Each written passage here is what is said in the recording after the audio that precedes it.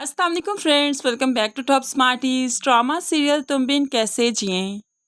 ज़ारा के माँ बाप तो यहाँ से चले गए, लेकिन ज़ारा ने हकीकत नहीं बताई कि उसका बच्चा माहम की वजह से अब इस दुनिया में नहीं, उसकी गोद में नहीं। तो ऐसे में फरीदा बेगम माहम को डांटती है और कहने लगी, देखा ज़ारा ने किसी को कुछ नहीं बताया, उल्टा मैं ही ज़ारा के सामने शर्मिंदा हूँ। तुम्हें ये सब करने की क्या ज़रूरत थी? मेरे दिल की आखिरी निशानी थी वो। मैं तुम्हें इस सब के लिए कभी माफ़ नहीं करूँगी। अब बाप भी बाहर खड़ा सारी बातें सुन लेता है और जल्दी से कमरे में आया, और वो तो अब माहम को अपने घर में रखना ही नहीं चाहता। उसका बाजू खींचते हुए घर से निकालना चाहा तो माहम चीखने लगी, चिल्लाने लगी, अपना बाजू छुड़वाने लगी। फरीदा बेगम भी रोकने की कोशिश करती है, लेकिन आज ये बात किसी की नहीं सुनेगा। इतने में मिरा और ज़ारा भी शोरो गुल की आवाज़ सुनते हुए जल्दी से ड्राइंग रूम में आई। तो यहाँ पर माहम को आहट कर ज़ारा ने छुड़वाया। मामू ने सिर्फ ज़ारा की बात सुनते हुए ही माहम का हाथ छोड़ा और फिर चुप कर गए।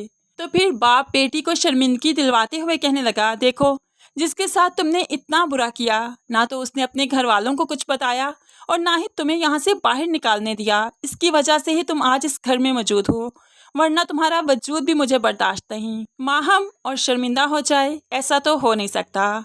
वो तो चीखते हुए सारा इल्ज़ाम अब ज़ारा पर डालने लगी। आप लोग समझते क्यों नहीं हैं? अपने बच्चे को इसने खुद ही अपने रास्ते से हटाया। वो इसके रास्ते की रुकावट जो था। सारी उम्र उस बच्चे की बेस पर यहाँ पर कैसे रह सकती थी? क्या इसे दूसरी शादी नहीं करनी थी? अपना घर बसाना था। इसीलिए तो उस दीवार को इसने खुद ही गिरा दिया। क्योंकि अगर वो बच्चा इस दुनिया में आ जाता तो ज़ारा को यहीं पर सारी उम्र अदील के नाम पर और बच्चे की माँ बनकर रहना पड़ता। फिर ना तो ये शादी कर सकती थी और ना ही इस घर से जा सकती थी। इसने इस घर से जाने के लिए अपने बच्चे को जरिया बनाते हुए रास्ते से हटा दिया। ज़ारा तो माहम के इल्ज़ामात सुनकर और भी रोने लगी। रोते रोते अपने कमरे में आ गई तो फरीदा बेगम अब माहम को डांटने लगी, चुप रहो तुम, ज़ारा ऐसा नहीं कर सकती। कोई भी माँ अपने बच्चे को नहीं मार सकती, इसलिए तुम खामोशी से अब अपने कमरे में जाओगी और कुछ नहीं बोलोगी। लेकिन ज़ारा तो अपने कमरे में आकर ज़ारों कतार रोने लगी। अदील के कपड़े निकालकर उन्हें महसूस करती है, उसकी खुशबू को महसूस करती है। माहम के इल्ज़ामात के बाद अब ज़ारा थक चुकी है।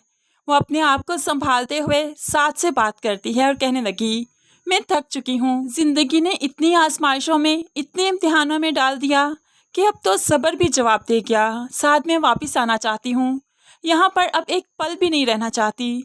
प्लीज़ मुझे आकर वापस ले जाओ, मैं वापस जाना चाहती हूँ। साथ तो ज़ारा की ऐसी आवाज़ सुनकर बुरी तरह से रोने लगा और अब फैसला करता है कि वो ज़ारा को वापस ले आएगा। साथ का बस नहीं चलता कि ज़ारा को दुनिया जहान की खुशियाँ दे दे, और आगे चलकर वो ऐसा करेगा भी।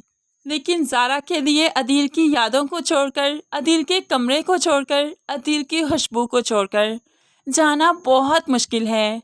वो फैसला नहीं कर पा रही कि जाऊं या इधर रहूं। यहाँ पर रहेगी तो मुश्किल ही मुश्किल है, वहाँ पर भी तो जाएगी तो बहुत मुश्किल है, ज़ैनी की सूरत में।